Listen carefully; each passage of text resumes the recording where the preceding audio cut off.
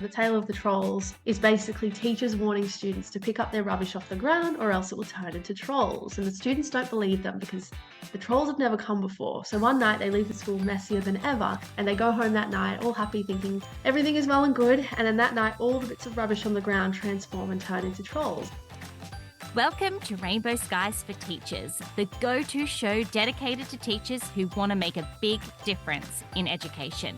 Whether you're in your first few years or well into your teaching career, we are here to inspire, support, and empower you with bite-sized tips, simple strategies, and the motivation to lead an education revolution, one classroom at a time. We're Ashley and Alicia from Rainbow Sky Creations, two Aussie teachers who love all things teaching and learning. We are here to help you thrive as you work toward making an impact in your students' lives while loving your life as a teacher. We are here to help you bring joy, simplicity, and creativity into your classroom on the daily, because there are rainbows ahead, my friend, and together we're unstoppable. Let's get into today's episode. Rainbow Sky Creations acknowledges the traditional owners of the land we have recorded this podcast on, the Dharawal and Whadjuk Noongar people. We pay our respects to their elders past and present and extend that respect to all Aboriginal and Torres Strait Islander cultures. Hello, Rainbow Skies for Teachers listeners. Welcome back to another episode of the podcast. Today, we have a guest that you are going to absolutely love. It is Rianna from Creations in Education. Now, that name may ring a bell to you because she's very well known over on the Teachergrams, but she's also a super creative and passionate teacher. So there's so much goodness in this conversation today. We talk about collaboration, hands-on learning, and thinking outside the box when it comes to what a typical classroom looks like. We talk about trends in education. We talk about her life as a published author, which is absolutely incredible. And we also talk about one of the biggest challenges Rianna has faced as a teacher. And I'm sure that perhaps you can relate to this as well. So without much further ado, introducing Rianna from Creations in Education. Hello, Rianna. So your Instagram page at Creations in Education, which I'm sure so many of our listeners have seen, is full of fun and creative ideas. Tell me, how do you balance sticking between the curriculum and incorporating really fun, creative activities into your lessons? Great question. So when I was teaching full time and I was doing a lot of the programming with my stage, we had a very good team where we would often delegate parts of the planning to each teacher. So we would split it up between us. Obviously, using the curriculum to guide what we're planning, we would start with the outcome, looking at where students needed to be, and then we would backwards map, just pull out what sort of steps the students needed to get to those outcomes using the indicators to check they would get there. That obviously being the foundation of our lessons, we would then create lessons based around that to ensure we're targeting the outcomes. But when it came to incorporating creative and fun activities into the lessons, I would always try to make sure that my lessons were more student-centered. So they would incorporate explicit instruction where necessary, but then a lot of the activities or students were learning through hands-on activities. They were collaborating, talking amongst one another. And I would always try to think outside the box of what a typical classroom may look like. So whether that be taking the students outside for a lesson or incorporating visual arts or drama or any sort of activities where I would meet the different interests of different students, but also targeting learning in a way where it's not just pen on paper, teacher talking to students. It would give them an opportunity to get hands-on with the content through different ways, whether it's listening to something on YouTube or watching a video or going outside and using project-based learning. So anytime we were planning, I would try to incorporate different ways of learning to keep it interesting, but also creating lessons that would use materials in a way that maybe wouldn't typically be addressed. So whether it was using Lego for maths or cards or something that's fun, hands-on, colorful, creative that students would always think that they weren't exactly learning by engaging in the lessons. Amazing. We are big advocates for hands-on learning here at Rainbow Sky too, because kids learn by doing. It's that concrete. Also, as you just mentioned, it's engaging, and that's what we want our learners to be. We want them to be engaged. And I feel like that sometimes is one of those buzzwords that's thrown around. But basically, if they're not interested in the learning, they're not going to be really learning, right?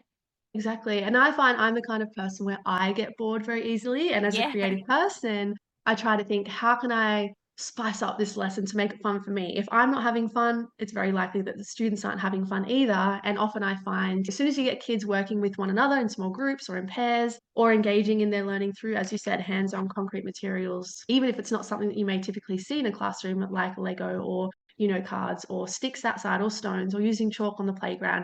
For me, that was where if I was having fun, I knew my students were going to be having fun as well during the lessons. Yeah, I really resonate with that. I think that's really important because that idea of everyone enjoying themselves is infectious. If they see that you've bought into the lesson, they're more likely to buy into the lesson too. We used to teach at my last school that I taught at these spelling lessons, and they were the most boring spelling lessons. Basically, the idea of the lessons behind it was they'd have a group of words and they'd always just be breaking them up according to phonemes and graphemes, which is important for spelling. I understand that. But the kids in my year 3 class would write out these words and just break them up. And I'd be like, oh my God, like this is killing me as a teacher, let alone them as the students. And they'd have the same thing every single week. And I'd always be looking at different ways to try and mix it up. That was actually planned for me by somebody else. And I just think when they can tell you're not excited about it, that they're not going to buy into it either. 100%. And I think that's one of the hardest parts. It's great to share a workload with your team. And I had some really experienced teachers who were incredible what they did. But sometimes they would provide lessons to save me time. But I would look at them and go, oh, I'm not excited about this lesson. Mm. I would teach it. So then I would try and incorporate whether it's just taking the kids outside for that lesson or doing something that excited me. And I think as a teacher, when you are teaching every single day, you want to keep it structured in a way that students know routines and systems and how things work, especially when you have the core learning, like you said, breaking words up into phonemes and graphemes, but making it fun, diversifying it and ensuring that you are as interested as the kids are, because as soon as you become bored, the kids become bored and they feed off that as well. Yeah. I want to talk to you more about this engagement piece because you're really good at this. From what I see online, you're really good at creating these lessons that get the kids really excited about their learning. And we've already touched on some of these things, but what are some other things that you do to get your kids excited about learning? And what do you do if they're not interested? Good question. I definitely think that the number one thing is your own enthusiasm. I think as soon as you become excited about something, as you said, it's infectious and kids pick up on that. So whenever I was teaching, whether I was tired or exhausted, I would always try to make sure that I was showing my kids I was excited about a lesson. Even if I wasn't so much, I would still try and motivate them to be excited. Generally, if kids weren't interested in a lesson, again, I would try and, as the old saying goes, know your students and how they learn.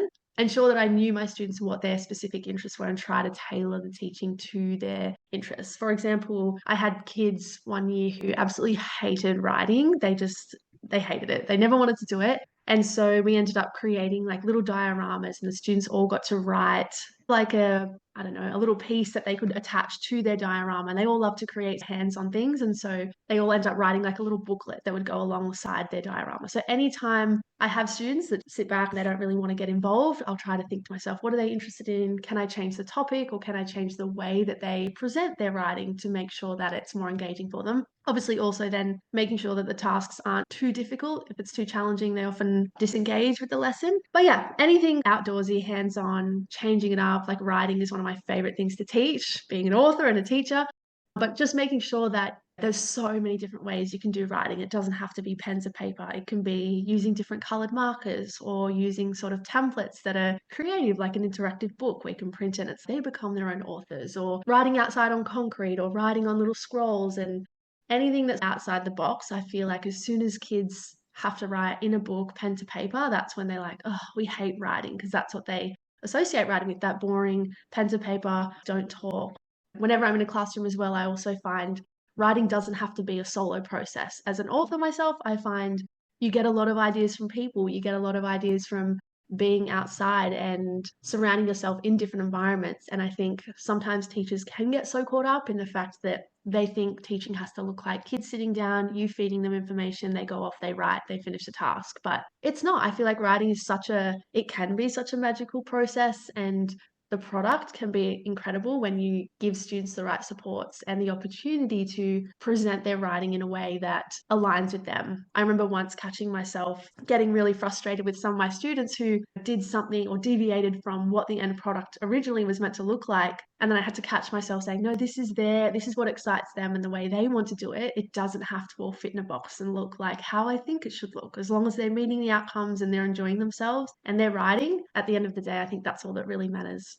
I could not agree more. I think what I'm hearing from you too is that you're giving your kids a purpose for the learning. So the purpose and the process are all part of it. It's not just about that finished outcome. And if kids know why they're doing something, if they're writing to describe their diorama or if they're writing to create a book, then they're going to buy into that process a lot more. Yeah, absolutely. I want to be part of writing lesson in your classroom. It sounds so fun. It is fun. It's making me miss being in the classroom now, just thinking about all the fun writing that we've done. Yeah. So I want to talk about you being an author, but we're going to just put that on the shelf for a minute. We're going to come back to that at the end. Before we dive into that, are there any current trends in education that you are excited about or the alternative worried about that you see out there? It's a great question. So I've been out of the classroom now, officially as a full-time teacher for about 3 years. So I did about 1 year of part-time job sharing and then casual teaching for the last 2 years. So I'm a little bit off the road with what's happening in education. But from what I have seen, the science of reading is a massive thing that's coming all about on Instagram. And I think from what I've seen and read about, that's something that I think can have a massive impact on children in their literacy development. For example, not so much in the classroom, but my niece, she's just turned 4, and I've been diving into it a little bit and creating resources that align with that. And she was already reading some word like CVC words at 3 years old just from doing that with her. So I think this is something that many teachers have already been doing before with that explicit phonics instruction and phonemic awareness and vocabulary development. But I think now that it's popularized and there's a lot of teachers out there on Instagram, especially who are educating other teachers who maybe don't know so much about it, I think that's really great. And I think it has a lot of potential to support students in the classroom. Something I'm worried about, I think,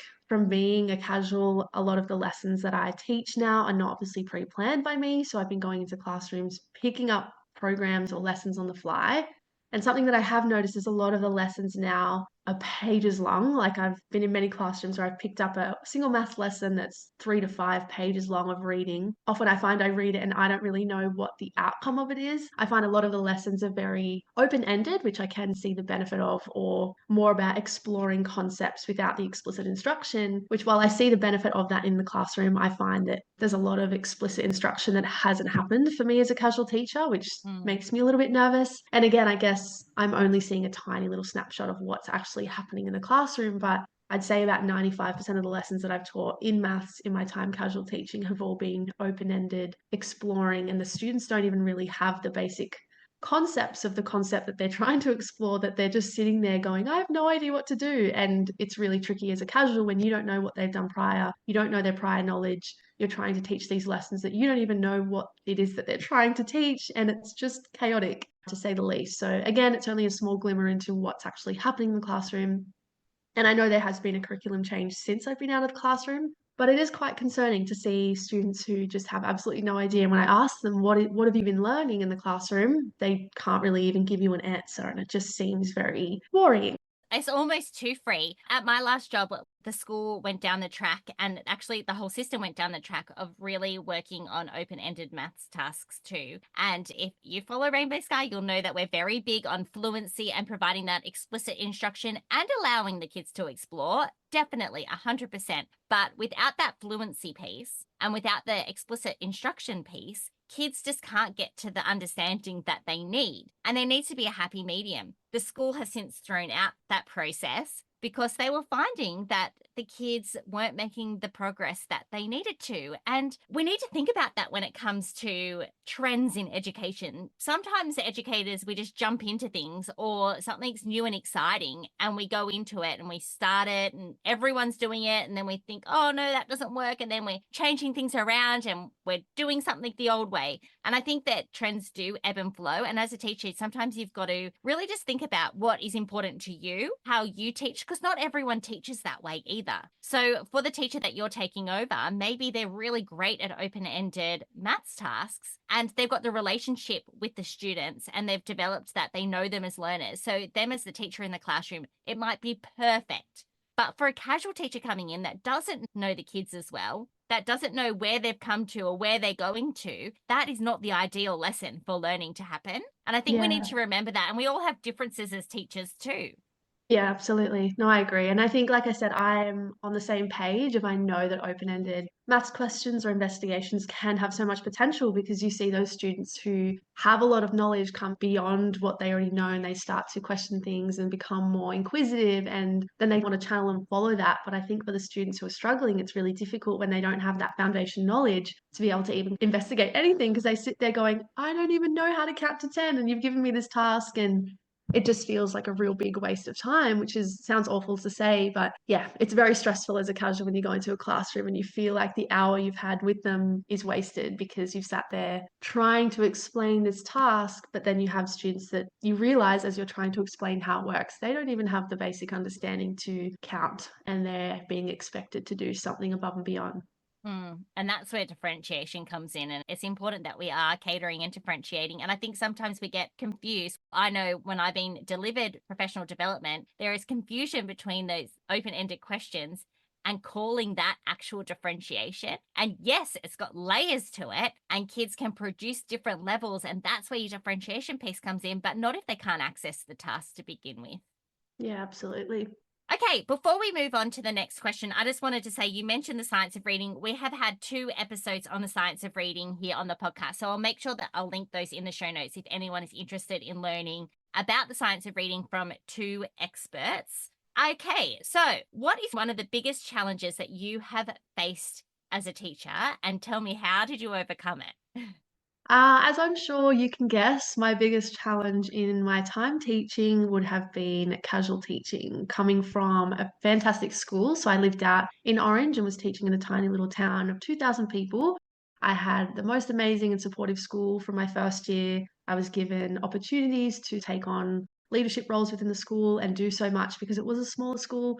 I had incredible students that were extremely beautiful and lovely and I feel like I really got to develop as a teacher because I wasn't doing a lot of behavior management. It was all focusing on teaching because they were so well behaved. And then after my 3 years there, I ended up going to a job share, only 2 days a week, and then now casual teaching, where I'm going into schools where I've never met the students, never met the staff, some of the schools I've never even heard of before. And it is a massive challenge to go into an environment where, one, you don't know the physical school, you don't know where things are, and then going into a classroom where you don't know what the students are like, you don't know how they're going to respond to you coming into their classroom. Then you're teaching things that you may have never taught before. Like I haven't really done a lot in stage 2 as I've taught stage 1 and stage 3. And so I find one of the biggest challenges behavior management going into a classroom.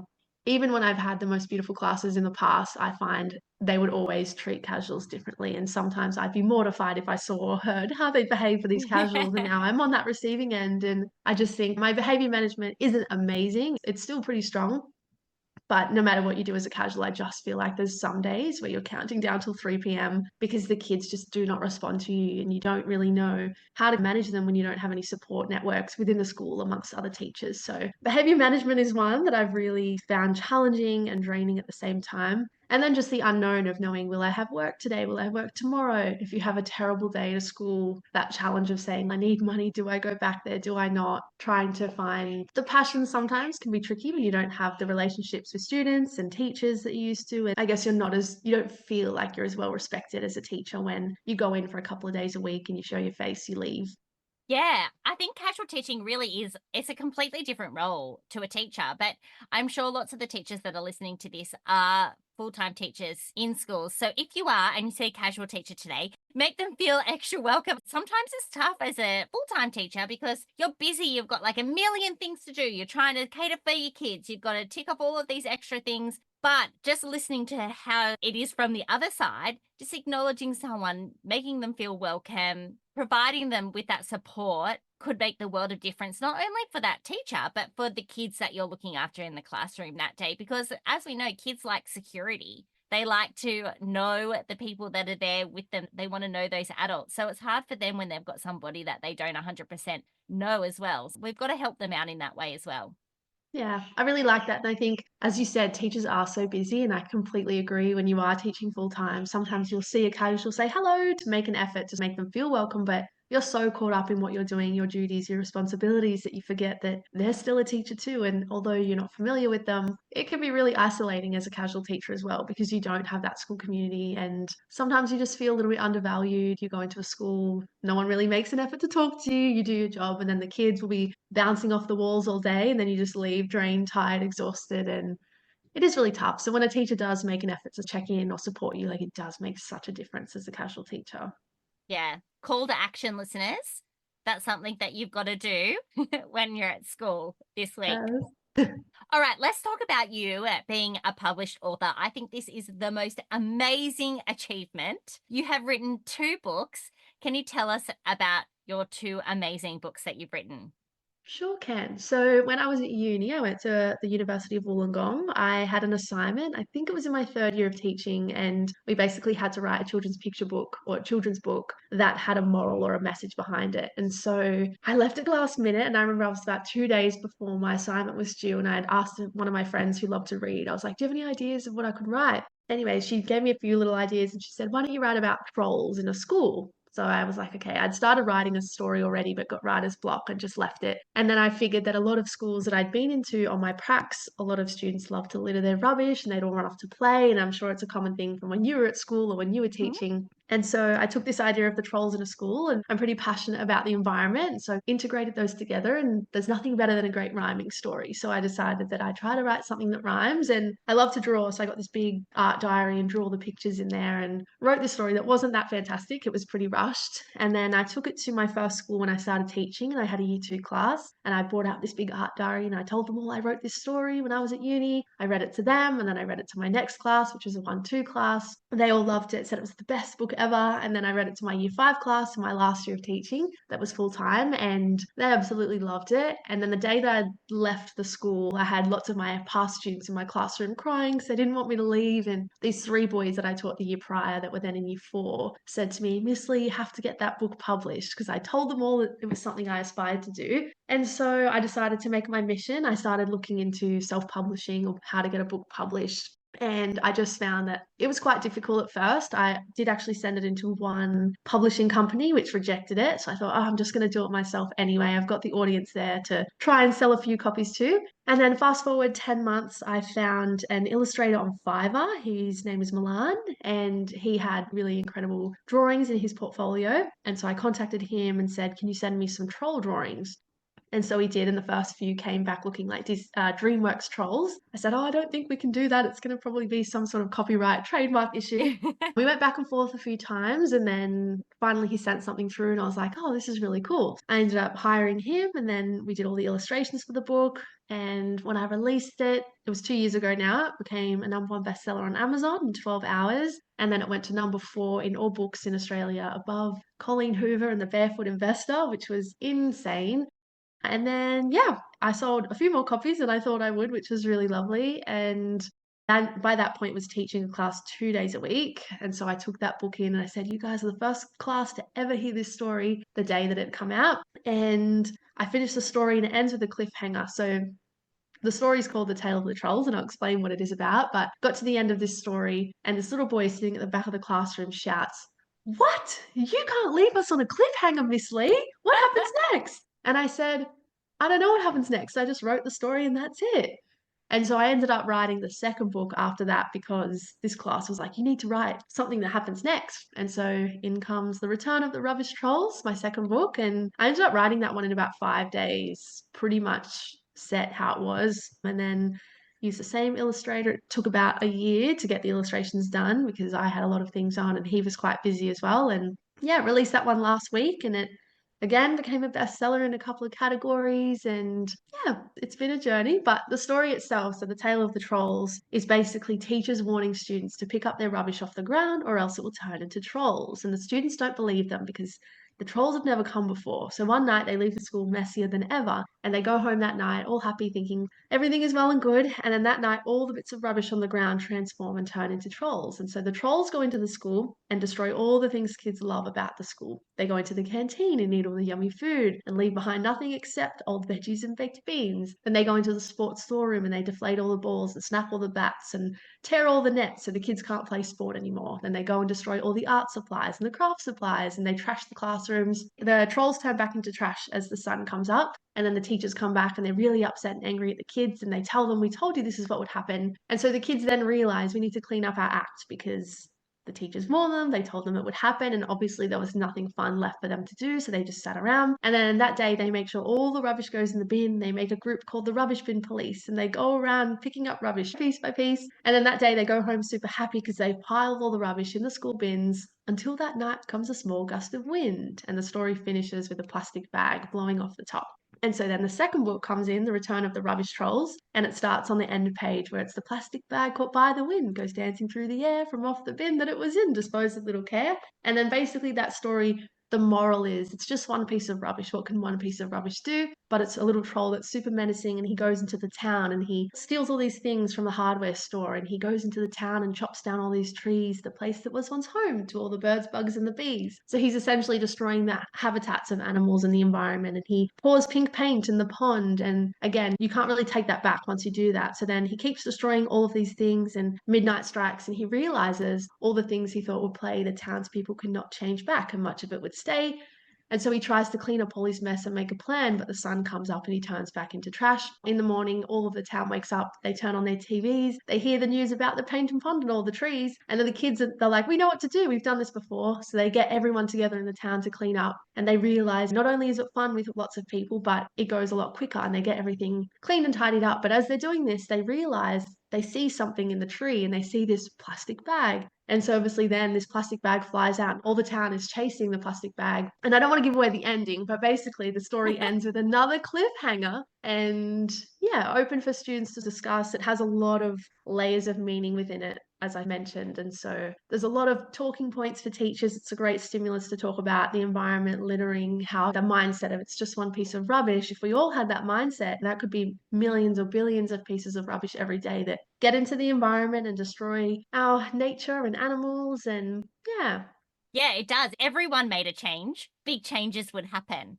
The book sounds so perfect for kids. I know that you've got videos of you reading it on Instagram. So if you want to go and is it on Instagram that you've read? I haven't done a live yet. I actually have videos sitting in my drafts because I've been too Okay. nervous to share it, but I will eventually get around to properly reading it and putting Maybe it by out the there. time this podcast goes live, I will those make sure videos of it. will be up. Yes, I'll But I make know sure of it. the first one does too. And so teachers can grab those two books on Amazon, right? Yes, Amazon, Booktopia. They just type it into Google, The Tale of the Trolls by Rianna Lee or The Return of the Rubbish Trolls, and it should pop up in lots of different stores. But I believe Amazon, it is the cheapest, so you can get it there.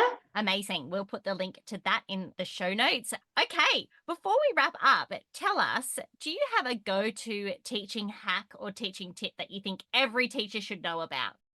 I do. Something that I'm also very passionate about is having resources that you can use across different grades that require minimal prep. So very much like your card that I've seen you share, you can use them for lots of different grades in different ways. It is the biggest time saver each day, but also when you change grades and things like that, you won't have to recreate new resources. But it's also great for classroom management. So if you've got things like games, for example, I've got board games for every subject in maths. And I find that you can use them in lots of different ways by changing things like the dice you use or the cards you use. My biggest teaching tip for teachers or teacher hack would be when you're downloading, finding, or buying resources, don't do yourself a disservice by finding things that you can play once and then it's done, or with one age or one grade. It is the biggest waste of time. I actually had, when I left or started teaching, I downloaded all this stuff on Teachers Pay Teachers, printed, laminated, cut all these things out to the point I damaged the nerve in my thumb because I was doing so much prep work.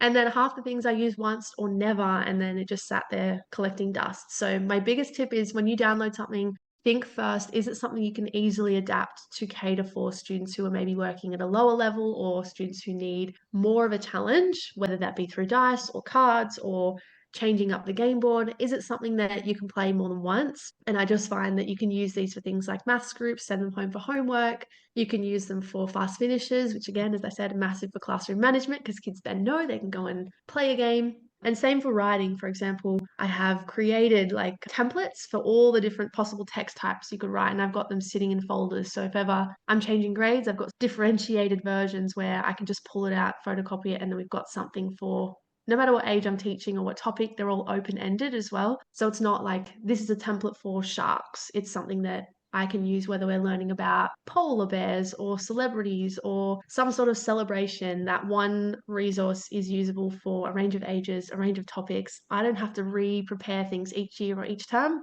It's just like a one and done deal. It's there, it's ready to go. So time is so valuable as a teacher, and I think we can be using it a lot more effectively rather than having to find different resources. You could be spending it looking after yourself or spending some time with your family or doing things that actually need to be done, like reports or things like that. Yeah, amen to that. It's just about working smarter and not harder. Okay, before we wrap up, tell us, Rianna, what is next for you and Creations in Education? Do you have any exciting projects or goals on the horizon? I definitely do. I am moving away, I think, from developing resources for the classroom. As you would know, I've been out of the classroom now for a couple of years and I do still love it. I will always be a teacher at heart, and I think it's where my passion lies. But shifting away, still doing the online business stuff, creating resources and games and activities and things to help students and teachers around the world. I won't give away too much, but I'm looking more to shifting in education outside of the classroom and helping people who may not have people who are so educated in the world of education guide them along, and still ensuring that I'm integrating my skills as a teacher with resource creation and even potentially 10-year plan, incorporating the skills that I've now learned from managing trips in Europe. That's all I'm going to Yeah. tell you. You have to wait and see. I love it. We didn't touch on your travels in Europe, but you recently took a bit of a time away from Australia and you were running Kentucky tours, right? That's correct. Oh, So how I was fun. working all in Europe and retrained this year to work up in Scandinavia. So I've been up in Norway and Denmark. So yeah, amazing. Very Yeah. cool experience. Very much like teaching. I always joke to my travelers that this job is very much like taking an excursion without children, but sometimes they act a lot like Yeah. children, and in ways it's a lot more difficult because I've had up to 60 travelers on a single trip before that runs for 3 weeks, and it's just me managing all these people and accommodations and activities, and it could be intense. But yeah, may as well incorporate, if I can in the future, all these skills into one, and you'll have to wait and see and keep your eyes peeled for what may come. I can't wait to see what is next. Thank you. So, when I got off air with Rianna, she was talking about podcasting and she didn't know how to leave a review for the podcast. And I thought, well, perhaps some of our listeners don't know either. So, if you're listening on Apple Podcasts, you need to scroll down to the bottom of our feed. So, go to our show, scroll down to the bottom of the feed. You'll be able to give a rating, so a 5-star rating, and then leave a review. There's a little button that says leave a review. Click on that and just say something great about the podcast. That's all you need to do if you were wanting to leave a review. And do you know what? It really, really helps us and it really helps the podcast. So we would so appreciate the time if you did that. I know you probably would have loved this conversation. I love talking about creativity in the classroom, but I also love hearing other teachers and their stories and all the wonderful things that they are doing with their students. And Rianna is absolutely no exception. If you want to follow her or learn more, make sure you go and check out Creations in Education. We will be back same time, same place next week. And until then, there are rainbows ahead, my friend. And together, we're unstoppable.